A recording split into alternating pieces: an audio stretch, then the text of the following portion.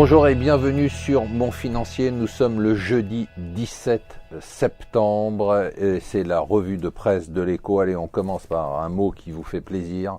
C'est le nouveau numéro de Challenge qui fait tout un dossier sur les impôts. Et je peux vous dire une chose, quel que soit le parti qui monte au pouvoir en 2017, ce n'est pas terminé. Bien évidemment, tous les journaux parlent de la réunion de la Fed qui a lieu en ce moment et dont on aura des résultats ce soir. Eh bien moi, je vais vous dire la vérité, je m'en fous complètement parce que de toute façon, il y aura une hausse des taux, que ce soit là ou en décembre, sauf s'il y a un krach boursier d'ici là. Et surtout, ce qui m'intéresse, c'est pas du tout la réunion de la Fed, c'est la puissance des forces déflationnistes. C'est ça qui me fascine. Je regarde l'inflation dans tous les pays, elle est toujours à zéro, malgré des centaines, des milliers de milliards d'euros, de dollars, de yens qui sont injectés tous les jours ou presque sur les marchés. Ça, c'est quand même fascinant. C'est-à-dire que vous imaginez les forces déflationnistes qu'il y a dans le monde pour que d'un autre côté, malgré cette injection de liquidité, on ait une inflation qui soit à zéro.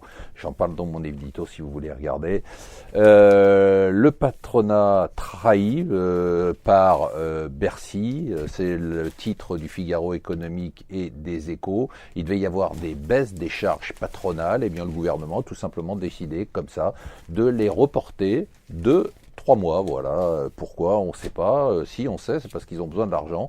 Et le fait de le reporter, ça va leur permettre de gratter 1 milliard d'euros à un moment où tout va mal et où il n'y a pas d'argent dans les caisses.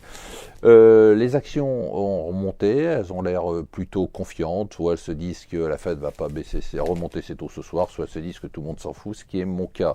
Alors, ça c'est très drôle, c'est le Financial Times qui nous dit, figurez-vous qu'il y a des investisseurs qui n'auraient plus confiance dans les chiffres chinois. Il paraîtrait même qu'ils sont manipulés. On a l'impression que ces gars-là viennent de se réveiller, alors que ça fait 10 ans que les gars nous donnent des chiffres qui sont totalement bidons.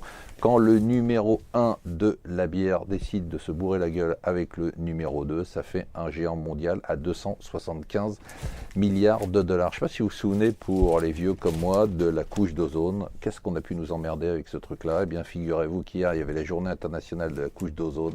Et finalement, le trou se referme. Et enfin, un dossier intéressant dans le Wall Street Journal qui a retrouvé donc une taille normale. Je ne sais pas si vous vous rappelez, mais en début de semaine, il était tout tassé. Là, je n'arrivais pas à le lire. Là, je ne sais pas ce qu'ils font. Ils ont retrouvé sûrement du papier. Et globalement, on a un très beau dossier sur l'échec de la politique de relance au Japon. Voilà, restez avec nous sur Mon Financier.